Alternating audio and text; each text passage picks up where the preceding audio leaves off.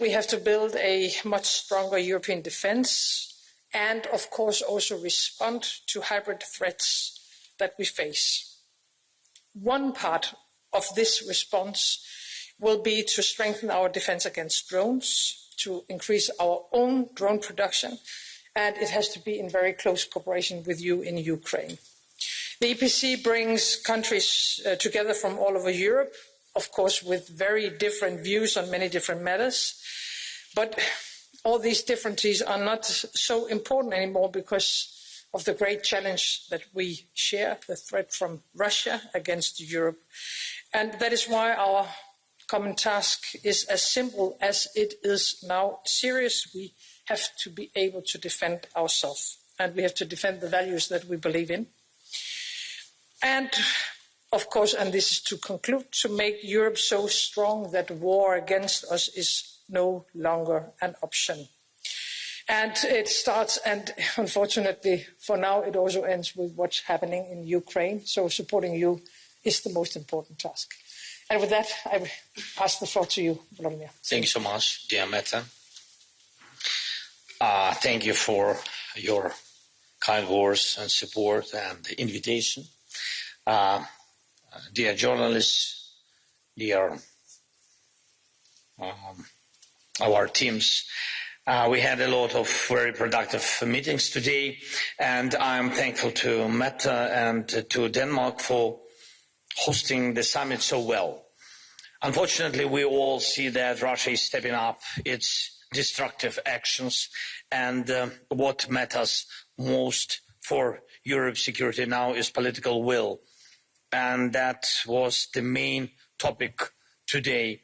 We feel that Europeans are clearly determined to respond, and to respond properly to the growing drone threat.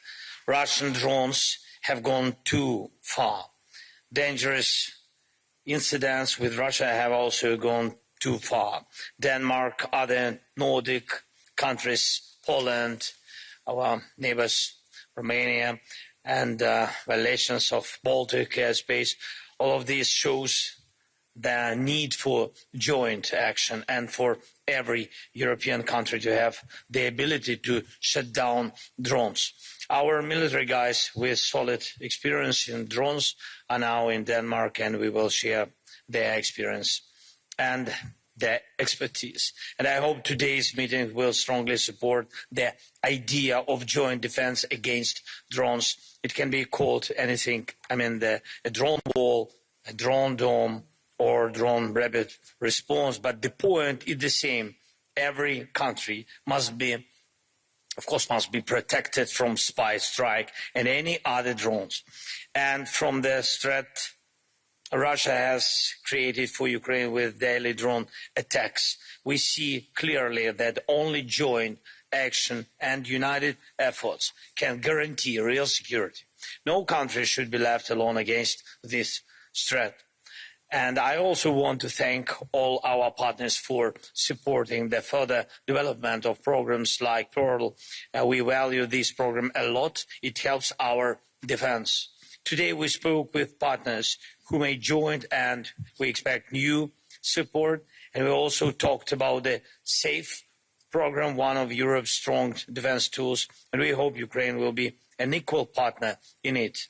And it's important that there is a common understanding that we need to move forward with security guarantees for Ukraine. The model that works for us can also work for others in Europe. Today we talked a lot about the battlefield in Ukraine, about how our soldiers are stopping Russian assaults. And Russia planned a lot of this year, but has achieved very, very little. And this is thanks to our soldiers and to everyone who helps us. Russia is making many mistakes, and that is why we need to increase the pressure now so that they are forced to end the war and change their policy.